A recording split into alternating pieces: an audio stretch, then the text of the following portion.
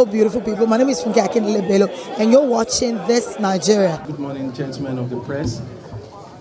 Today we present to you some of our achievements in our fight against crime and criminality within Lagos State in the past 1 month or thereabout. We also have with us today a case that has been quite popular of recent. A man, Benjamin Ogudoro, I hope I pronounced that name well, who killed his wife. His wife just got back from Scotland, and he claimed there was an argument, and he set the wife ablaze. She actually died. The wife alongside the wife's brother. We have him here today. You can ask him the questions you would like to ask him as to why he committed that crime. My name is Benjamin Ogudoro. Benjamin who? Ogudoro. What your age, please? 50 years. 50. Okay, Benjamin, let's not stress you. Just tell us what happened that fateful day. What happened the fateful day? It's good that you are here because when my people visited me at the police, they told me all manner of stories in the social media. I thank God this is an opportunity for me to also give you my own side of the story, because social media hype is not just without listening to me, okay? That is one side of the story. So what happened is that I've been hearing this story that Benjamin poured fuel on his wife and the in-law. That is not true. So what happened is that case is a case of fire incidents, okay? Fire incidents that happened. Can you shoot back? I want to show you something. Can you shoot back? I want to show you something because one of the things some people are saying is that I should have been consumed together with my wife. Now I want you to put your camera down. Some of you who have camera. We'll come to that yet. Just give us the story. We'll take that. We'll take it later. What type of story? What happened? Your own account. The story we're telling us now. The story I'm telling you is just that my wife came back. Okay, that was on the 1st of April. She came back from Scotland. Probably she wanted to take me unaware. So she called me around 9. When I closed from my office, I hung out with one of my friends. So at about 9, she called me that she's at the gate. She was at the gate. Okay, immediately I called my tenant. Say, please, my wife is at the gate. Can you quickly, are you at home? If you're at home, go and open the door for her. So he told me that he was at home, okay? So immediately me too, I closed and I started rushing back to home. In about 20 minutes or thereabout, I arrived home. Okay, when I arrived home, she had already entered the compound. So we hugged, as usual. What happened again is, when I got there, the door, okay, I headed to the door to open the door from the back where we can throw the bags. But I found out that the door was already opened by her. It was already open, so, and some bags were taken in. So the remaining one, I helped her to take it. Excuse me. So that's all. We went to our room. After I welcomed her very well, went to our room. Okay, we stayed. At about, I don't want to misquote myself but after some time, she had a phone call. Hello. Yes, we are listening, sir. After a while, after some time, she had a phone call and she said, baby. I said, yes. He said, please, this phone call, I need to take it where Ifeanyi is. It concerns us. I said, okay, no problem. So she headed to the guest room. So when she headed to the guest room, I said, no problem, go. I waited for her. Like 20 minutes, she didn't come back. Like 30 minutes, she didn't come back. So I went to the place. I went to the guest room where she was with the younger brother. Okay? I gave her a sign. I said, baby, are you? She said, they are still in the car. I said, okay, let me get to the junction there and have one bottle of drink. She said, okay. So I left. I went to the junction, about 3 posts, 1, 2, 3, about 3 posts from my compound. So I had a bottle of drink and came back. While I was there, the younger brother came, okay? Maybe he didn't know I had water in water dispenser, so I think he came to buy some pure water. So the seller of the place, the owner of the place now called my attention and said, yeah, in-law came to, because he has stayed with me for more than 5 years, okay? Both during youth service, after youth service, he stayed with me. That's a younger brother for more than 5 years. So I've also been instrumental to his development, okay? He only left my house when he got married, okay? So let me go back to that night. So at that time did you come back? So, and when did you meet them?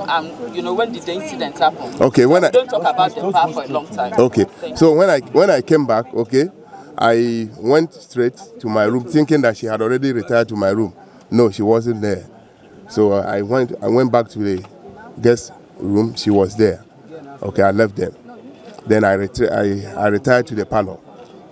Okay, I had my phone to chat with my phone, and then I put on television, because my television works in such a way that if you put it on for 2 hours, after 2 hours it shuts itself down. Okay, at what point did this happen, the incident? The incident, just the fire incident. Tell us the fire incident. At what point did it happen? Yes. Okay, I was in the parlor, okay, with my phone. I was chatting with my phone, so I suddenly saw a light from the balcony, okay, a light that is not usual.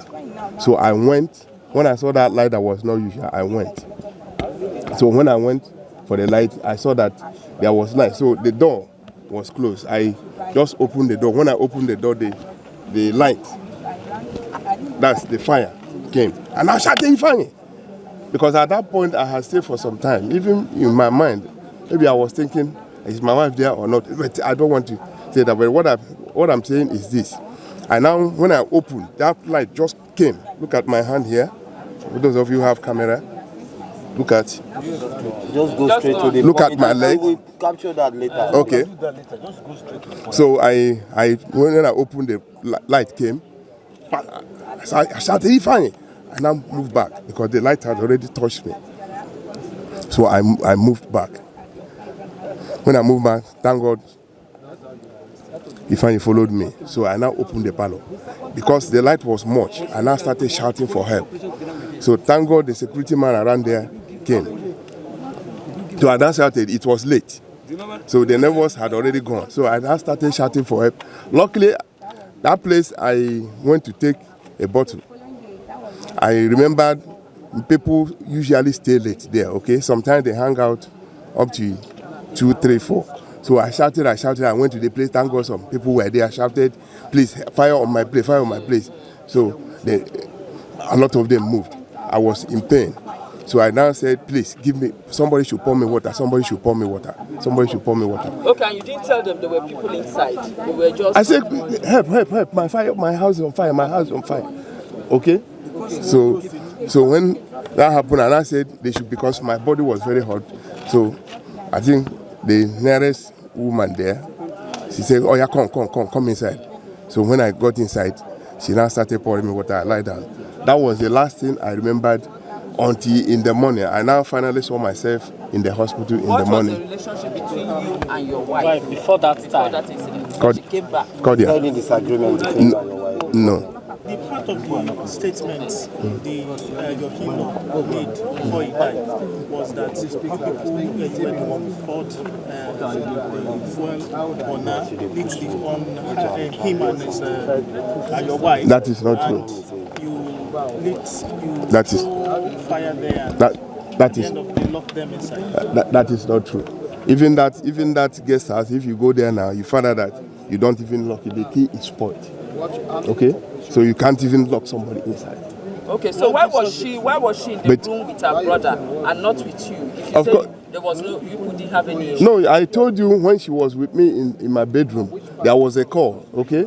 She received the call and said, baby, I said, He said, this call, I need to be with Ifeanyi. So we discussed on this call. This call bothers our family. Why were you making efforts to sell the property behind your wife? Good. Thank God that this question came. Yes, please. Good.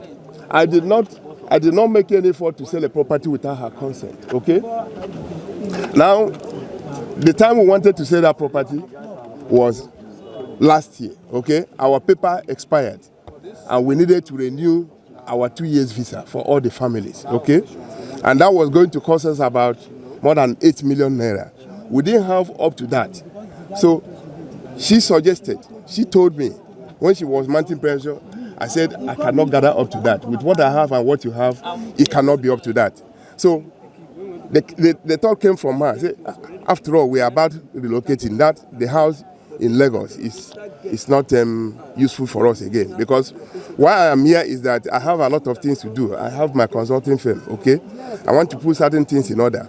Get people that can run the business while I'm away. When I travel, people can manage it until I come and the rest of the day. So that thought came from her. And I want to quote some people that are behind it. Her manager that gave her job in Fidelity Bank, his name is Kingsley. So now I'm coming. Please. Those behind the selling of the house. The selling of the house. Kingsley is when my wife was with Fidelity Bank, Kingsley is her manager. Okay? He also, even they discussed it before reaching to me, okay? Because Kingsley too was trying to migrate. So they discussed it. It was just like when my wife told me, I bought into it. And she called Kennedy. Kennedy is a person that bought the place. Some documents were with Kennedy. So I'm coming. My wife called Kennedy and said, Kennedy, if there's any document with you, please send it to my husband because we are trying to sell that property. You can confirm to him.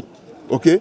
So the attempt to sell that property was solely coming from her. But at the same time, when we were able to gather that money and sort our visa issue, when I said, since we don't have need for money again, there's no need to sell the property.